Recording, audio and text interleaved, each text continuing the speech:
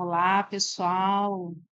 Mais uma vez estamos aqui para sermos um canal, para nos conectarmos com o nosso eu superior, fazermos a conexão tão necessária que tanto precisamos com a nossa essência divina.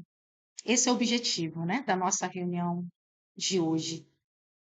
Para tanto, vamos começar fazendo uma prece, uma oração. Vamos fechar os nossos olhos e visualizar que estamos cobertos de luz rosa. É a luz rosa que vai abrir hoje a nossa reunião, nos abrindo, nos entregando para o amor divino que nos espera, que anseia por nós, que está à nossa disposição.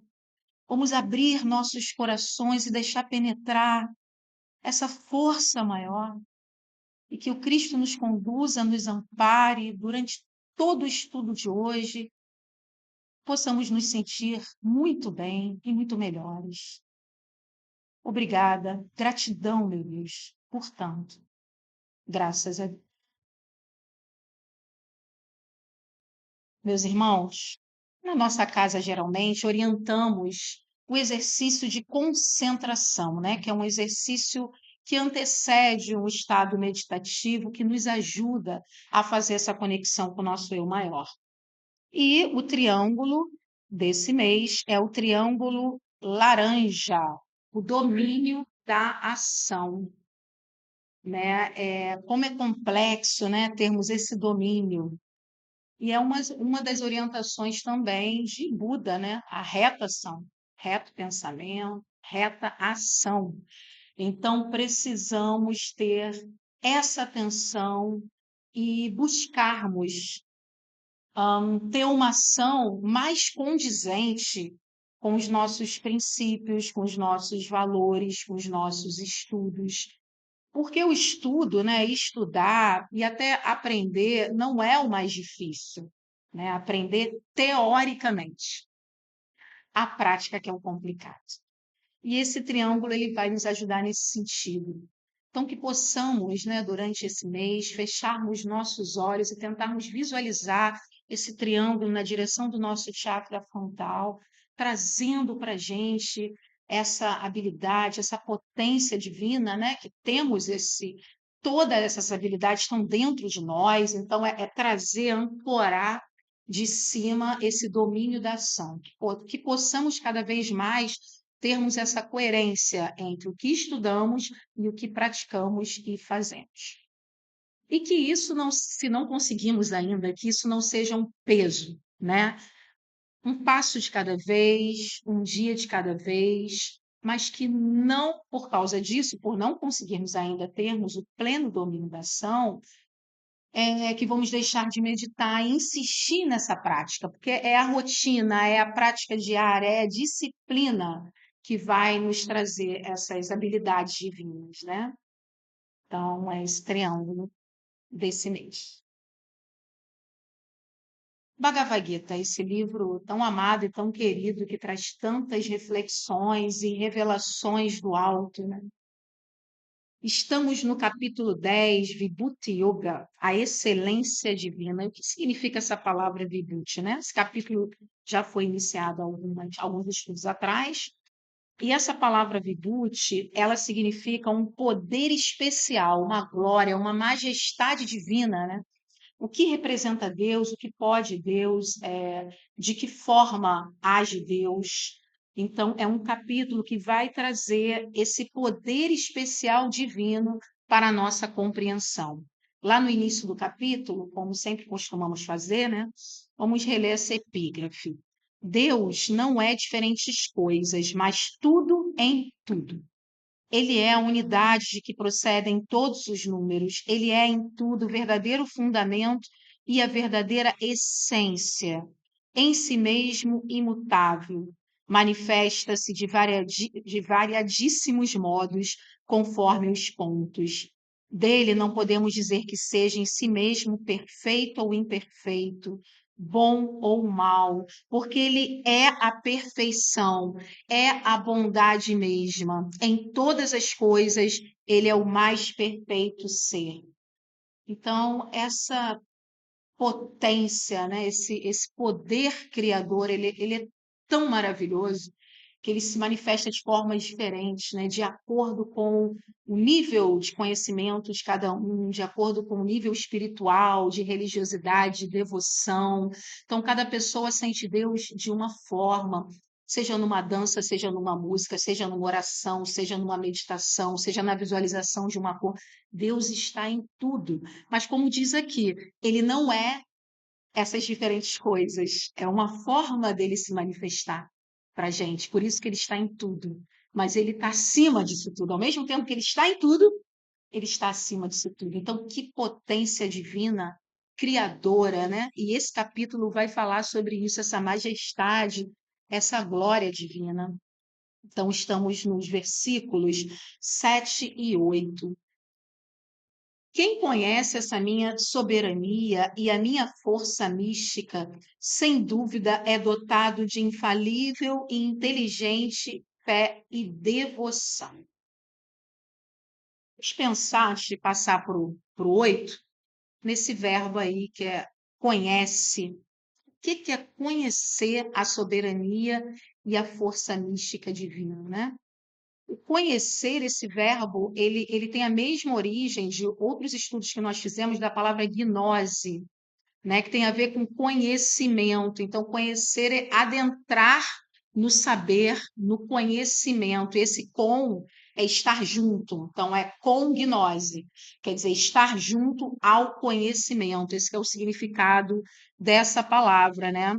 Então, acredito que nós ainda estamos, né, no processo, estamos aqui como buscadores espirituais, ainda não somos plenos conhecedores dessa soberania, mas essa soberania ao mesmo tempo está dentro da gente, né? Essa força criadora está dentro da gente. Então temos que buscar cada vez mais conhecer essa força, não só nos nossos estudos, mas principalmente pela natureza. Olhar o céu, olhar as plantas, olhar os animais, olhar os nossos irmãos humanos, olhar esse Deus que habita em cada um deles, porque não há um só ser na face da terra que não tem essa partícula divina. O pior ser que vocês imaginarem, o pior vilão, ele tem essa partícula divina lá, ainda não lapidada, mas ele tem. Então, conhecer a Deus não é simplesmente ficar venerando algo abstrato, é olhar para o que está próximo da gente e procurar ver esse Deus. Por isso que Jesus falou, amar a Deus sobre todas as coisas e ao próximo como a si mesmo. Porque quando você ama a Deus, necessariamente você ama o próximo. Não tem como você amar a Deus sem olhar o Deus presente em cada criatura. Então, esse versículo fala sobre isso, né? De conhecer essa mística de Deus. Eu sou, no versículo 8, a origem de tudo. O universo inteiro de mim emana. Os sábios, que são minha imagem e semelhança, conhecendo essa verdade, dirigem-se a mim com adoração. Então, muitas pessoas têm afinidade com essa forma de se aproximar de Deus, que é através da adoração, através dos cânticos sagrados, que pode ser de qualquer religião, né? Qualquer religião que busca essa conexão divina pode nos proporcionar essa adoração, também conhecido como Bhakti Yoga, né? No meio do yoga eles chamam de Bhakti Yoga, que é a adoração de Deus puramente através das músicas, pode ser, né? Então, todo o universo emana dessa força criadora. Gente, que potência, né? Que gigante é esse ser. Não existem palavras para definir esse ser. Nós não temos adjetivos suficientes na nossa língua para pensar sobre Deus, né? Nós somos muito pequenos ainda diante disso tudo. Mas esse livro, ele vai nos trazendo essas informações, que conhecer essa soberania é trazer para si essa força e essa devoção. Então, procuremos, né? Procuremos cada vez mais nos conectar com esse divino de diversas formas. É o convite do Bhagavad Gita. Vamos então para o estudo do Evangelho. Bem, Sabedoria do Evangelho, de Carlos Torres Pastorio. Meus irmãos, é uma joia, é uma preciosidade que precisa ser lido e estudado, não só com a nossa mente racional, mas com toda a nossa devoção. Foi a palavra usada aqui no Bhagavad Gita, né? Procurar Deus com devoção. E é essa palavra que eu quero convidar vocês para a gente trazer nesse estudo. É um olhar devocional, não foi à toa que no início do estudo eu falei de entrega, se envolver no rosa, se abrir, se entregar para essa força, porque é isso que o Pastorino faz nesse livro, através, evidentemente, das intuições mediúnicas que ele teve juntamente com seus estudos. Então, um livro que todos nós deveríamos estudar diariamente, por ser muito precioso, né? O Evangelho de Jesus é algo maravilhoso. Interpretado pelo Pastorino, então, foi um grande sábio, é, né? Onde quer que ele esteja, é incrível. Para quem não sabe, é o mesmo escritor de Minutos da Sabedoria, que é um livro também muito popular no Brasil, que a gente abre aquela página, né, do dia. Então, é muito maravilhoso esse estudo.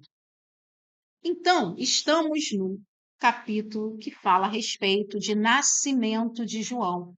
Para quem não sabe, João foi primo de Jesus, né? E chegou à Terra antes dele.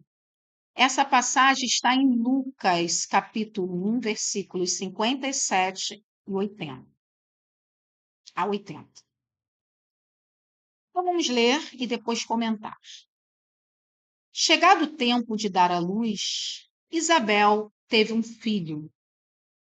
Seus vizinhos e parentes, sabendo da grande misericórdia que o Senhor manifestava para com ela, participavam de seu regozijo, alegria, felicidade, a sua plenitude, né? No oitavo dia vieram circuncidar o menino, e iam dar-lhe o nome de seu pai, Zacarias. Tradição, né, na cultura judaica que os meninos eles passem por esse processo de circuncisão já na infância. Então, isso ia acontecer com João no oitavo dia. Sua mãe, porém, disse: Não, mas será chamado João. Então, a mãe teve essa intuição de qual nome deveria ser dado a ele. E disseram-lhe esses homens: Ninguém há entre teus parentes que tenha esse nome. E perguntavam por acenos ao pai que nome queria que lhe pusessem. Bem, o pai de João era Zacarias, né? E Zacarias, quando na gravidez da Isabel, ele não teve uma fé firme, né, que isso poderia acontecer, ele teve dúvidas. A fé dele vacilou nesse processo de que ela poderia estar grávida, engravidar. Então ele ficou mudo. Quem conhece o trecho bíblico é isso que acontece, né? Ele fica mudo devido a não ter tido fé suficiente e acreditar que aquilo seria possível. Por quê? Porque Isabel já tinha uma idade muito avançada e ele também. Então, não seria algo lógico, explicado cientificamente. Então, ele ficou mudo. A gente já já vai entender, né, por que que ele ficou mudo. Mas vejam bem, esse ritual da circuncisão era um ritual entre homens, né? Então, uma mulher estava ali interferindo, não era tão comum. E ela falou que o nome seria João. E o pai, que era o Zacarias, não podia falar. Então, olha a situação. E aí, os que estavam presentes diziam que o nome dele tinha que ser o mesmo do pai. E aí, o Zacarias pegou uma tabuinha, que era, né, como se escrevia naquela época, com argila, né, com barro, e escreveu: João é seu nome. E todos se maravilharam. Imediatamente lhe foi aberta a boca e solta a língua e começou a falar, bendizendo a Deus. Então, depois que ele confirmou aquele nome que a Maria deu, ele ficou, que a Maria, desculpa, que a Isabel deu ao seu filho, o que que aconteceu com ele? Ele ficou curado daquela mudez que ele tinha passado durante todo aquele período de gravidez de sua esposa. O temor apoderou-se de todos os seus vizinhos e divulgou-se a notícia de todas essas coisas por toda a região montanhosa da Judéia. E todos os que delas souberam os guardavam no coração, dizendo: Quem virá a ser então esse menino? Pois, na verdade, a mão do Senhor estava com ele. Então, o nascimento dele é envolto, né, de várias questões especiais, como o fato do pai ter ficado mudo, como o fato dele ter como filho, não era tão comum, né, um homem acatar o que uma mulher dizia naquela época, mas a gente vai entender aqui qual foi a situação. Bem, essa expressão que começa o texto, né, chegado o tempo de dar à luz, Isabel teve um filho, já é interessante para a gente refletir. Essa expressão é lindíssima na nossa língua, dar à luz. A mãe dá o filho à luz, né? Então, entrega à luz, ou fornece à luz, ou apresenta à luz o seu filho. Então, é uma expressão muito bonita, né, que abre esse texto. Então, ela teve essa possibilidade de dar à luz, mesmo naquela idade avançada, que não seria explicado pela ciência, esse filho. E depois ela diz que o nome ia ser João, né? E a gente precisa entender também o que significa esse nome João, né? João significa aquele que é abençoado por Deus, o abençoado por Deus, bem-aventurado de Deus, tem um significado de bênção, o agraciado por Deus. Então, foi esse nome que ela escolheu.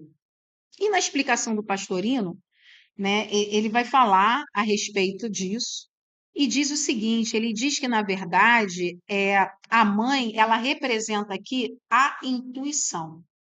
E Zacarias representa a mente racional, o intelecto.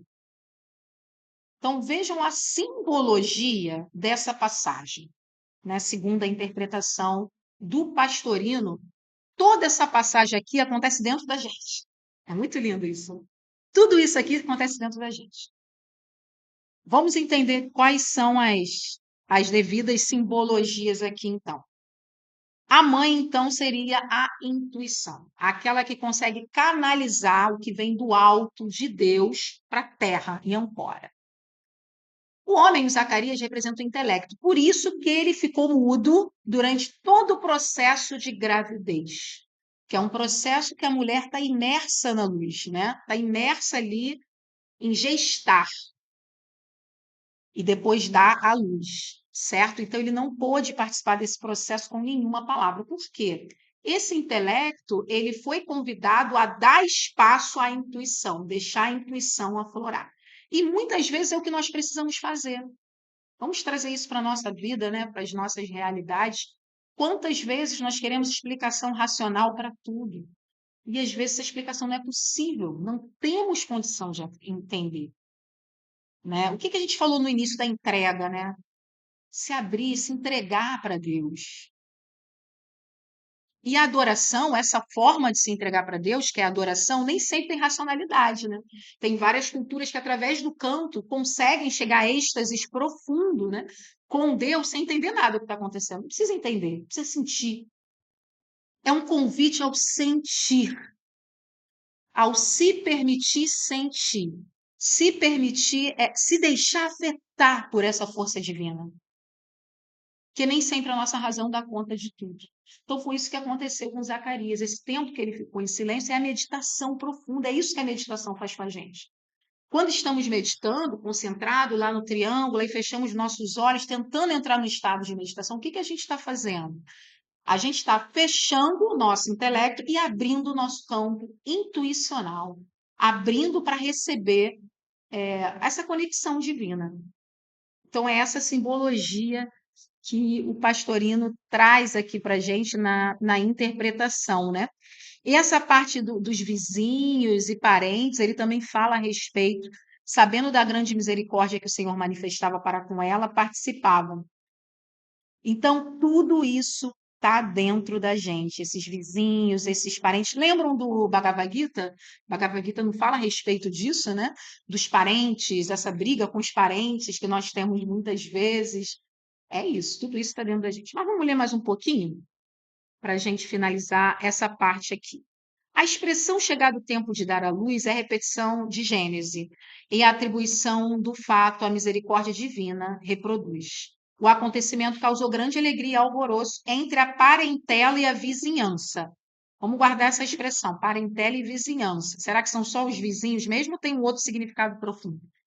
Né? A gente vem estudando isso, que toda religião, todo código divino, né, livros que têm um código divino, eles têm uma informação profunda. Então a gente precisa ir além da superfície. O evangelista passa então a narrar a cena da circuncisão de acordo com a lei, e o rito da circuncisão não era atribuição sacerdotal, qualquer israelita podia desempenhá-lo, mesmo na residência dos pais. O fato de Lucas citar a presença de Isabel demonstra que a operação se realizou em sua residência, porque a mulher só podia sair de casa 40 dias depois do parto. Tá? Então, como ela estava presente e falou, significa que foi na casa dela. No ato da circuncisão, rito pelo qual o menino era oficialmente incluído no povo israelita, era-lhe imposto o nome. Causa estranheza o fato de quererem colocar no filho o nome do pai, o que contrariava o costume israelita. Mas, em vista da idade provecta do pai, não haveria futuramente possibilidade de confusão entre os dois. Então, não era comum colocar o nome do pai. Mas, como esse pai era bem mais velho, né? Naquela época, uma pessoa daquela idade já estava bem próxima da morte, diferente de hoje, né? As pessoas vivem muito mais. Então, não tinha essa possibilidade de confundir o nome. Então, na ausência do pai, sem ele poder falar, então coloca o nome dele. Nesse ponto intervém Isabel, que quer dar ao menino o nome de João. Os parentes não aceitam a sugestão porque fugia aos hábitos judeus, não só ser o nome escolhido pela mãe, como ainda que se impusesse um nome que já não houvesse na família. Então, estava errado duas vezes. Primeiro, por ser mulher e querer se meter ali. Segundo, porque é um nome que não tinha na família. Então, veja como, no próprio texto, né, no próprio evangelho, no texto bíblico, tem essa insistência de trazer a figura feminina, né, e quebrar esses preconceitos. É uma passagem que quebra completamente o preconceito. A mulher teve voz, e essa voz foi da sabedoria, essa voz foi divina. Né? Então, a mulher representando essa conexão com o sagrado. Aí depois, por isso interrogam Zacarias por acenos, e esse pede uma tabuinha de cera, e com estilete escreve o nome de João, confirmando o que dissera Isabel. O evangelista anota a admiração de todos e a divulgação que teve. A notícia nas redondezas, não foi visto como um milagre. E aí vem uma questão importante para a gente analisar do texto, tá? Uma parte que vocês devem grifar. A expressão guardar no coração é típica do hebraico, exprime refletir, levar em grande consideração. Então, isso foi dito no final da passagem. Todos os que delas souberam as guardavam no coração. Então, foi uma notícia, uma informação que foi levada pela tradição judaica, né, e no coração das pessoas, ou seja, foi levado muito em consideração. Temos até hoje, né, essa expressão, no português nós temos, aprender de cor. Ah, você tem que aprender de cor. O que que significa aprender de cor? Não é memorizar. Porque memorizar não é a forma correta de aprender, né? Então, aprender de cor é aprender de coração, é fazer sentido, sabe? É tocar fundo nas nossas emoções. Isso que é o aprender de cor. Percebam que a origem é mesmo cor, coração, tá? Então é muito bonito isso. A forma de aprender é guardando no coração. Não é só memorizando, repetindo, né? É algo muito mais profundo.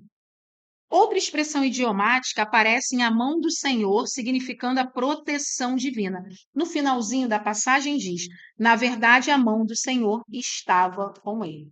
Então, a mão do Senhor quer dizer ele era um escolhido, um protegido por Deus para levar a mensagem e preparar caminho para o nosso amado Mestre Jesus, que vem daqui a pouquinho no livro, daqui a pouquinho vai chegar Jesus. Então, a missão dele era essa: preparar caminho para a chegada de Jesus. Então, foi necessário que ele viesse antes, que ele passasse os seus ensinamentos, que ele tinha um grupo de discípulos, né, que o seguiam para preparar a humanidade para o que vinha. Logo que o sublime encontro se verifica nascendo um homem novo, temos a passagem direta da luz do mental, que não necessita mais da mediania da intuição, chegando em cheio ao intelecto e tornando iluminado Buda. Então, iluminado Buda significa aquele que já consegue receber direto, né, do Criador o que precisa. A intuição que representa Isabel é a ponte entre os dois, uma vez que apresentou o intelecto, que é Zacarias, o resultado da busca, o filho se retrai. O intelecto, ao verificar a verdade, a realidade, digamos, palpável, explodirá em palavras de alegria incontida e de elevação espiritual, cujo exemplo o evangelista nos dará no Cântico de Zacarias, que é um outro livro, né? Então, Zacarias representa o intelecto, como eu falei antes, e Isabel, a intuição. Então, precisamos na nossa vida dar mais espaço para Isabel, né? Que somos muito Zacarias o tempo todo. E precisamos dar esse espaço, né? Para ouvir essa ponte. Segundo o Pastorino, ela representa a ponte entre o quê? Entre o que vem do divino e a terra. Como a gente faz isso? Se abrindo, se entregando, confiando.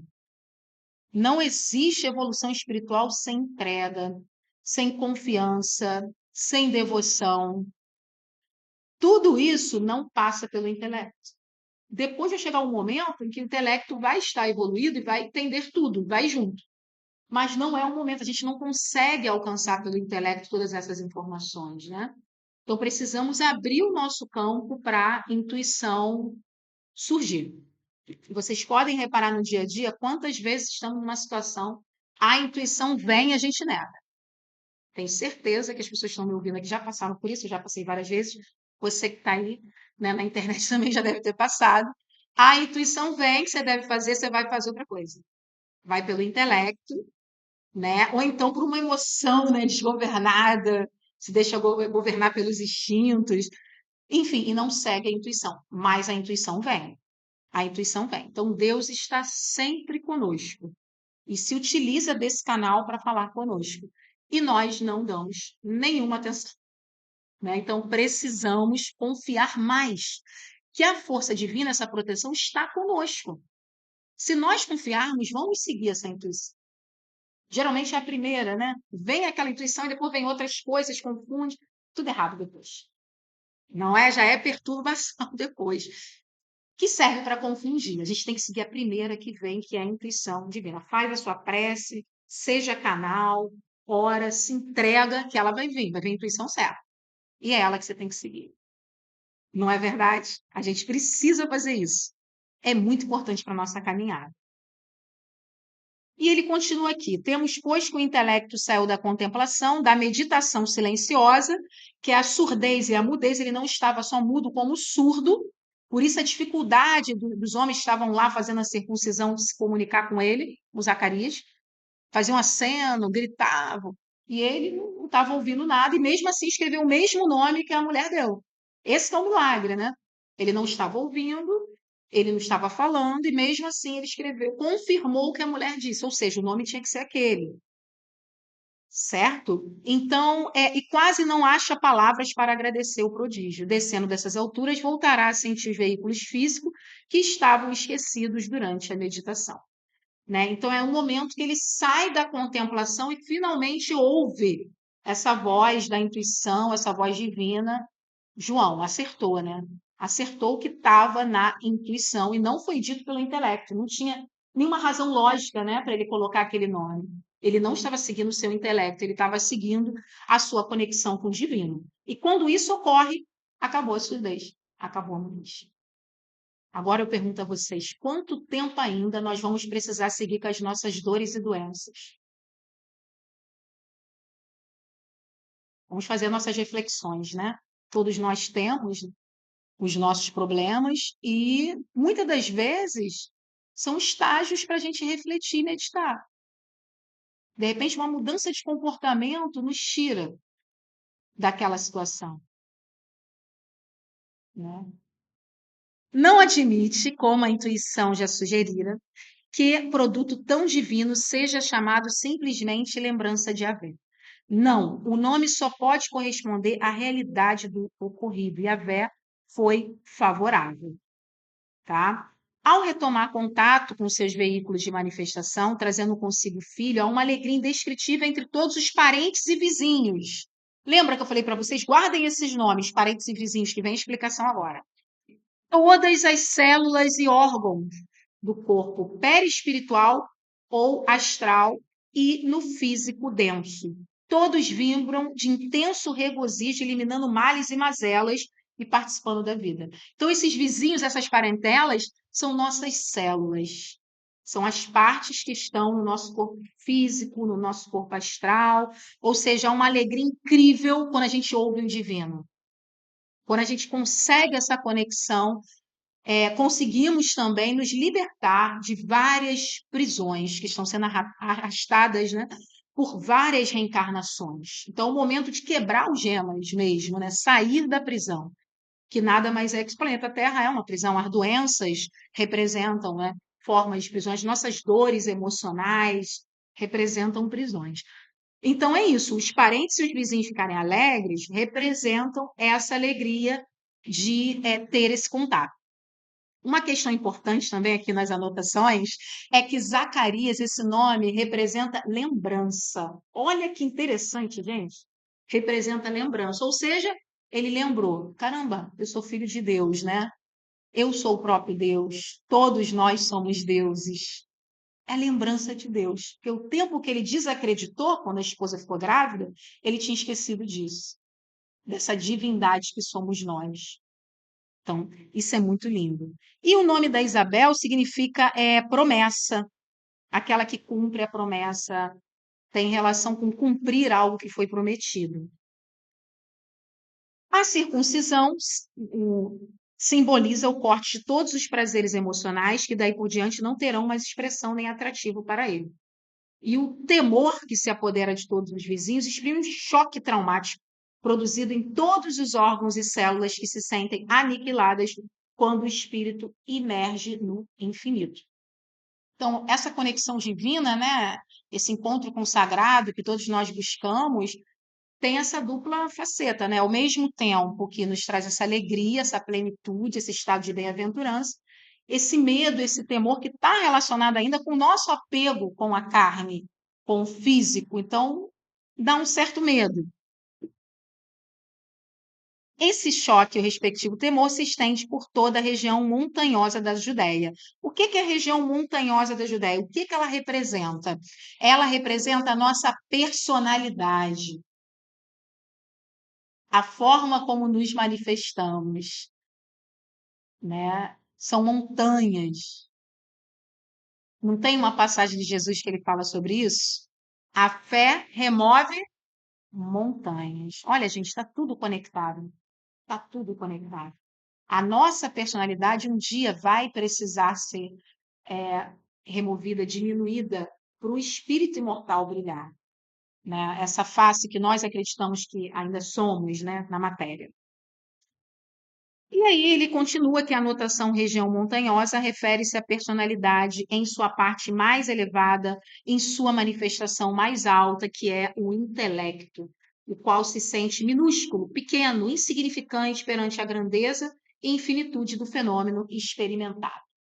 Olha, por exemplo, no próprio processo mediúnico, né, que é um contato bem simples em relação ao divino, já nos sentimos assim, né, estupefados, tão pequenos diante de tanto poder, de tantas potencialidades que Deus pode nos trazer. Imagina com uma conexão muito maior como essa aqui, né?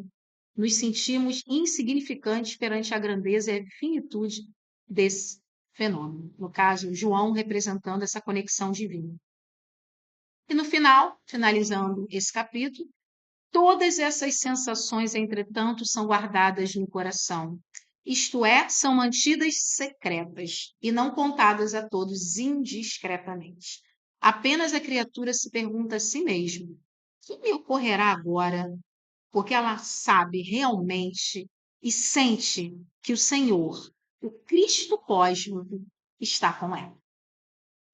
Então, meus irmãos, que todos nós possamos não desistir, né, dessa batalha, dessa busca de entrar em contato com esse Cristo cósmico, de sentir essa potência, essa maravilha e guardar fundo no nosso coração. Namastê.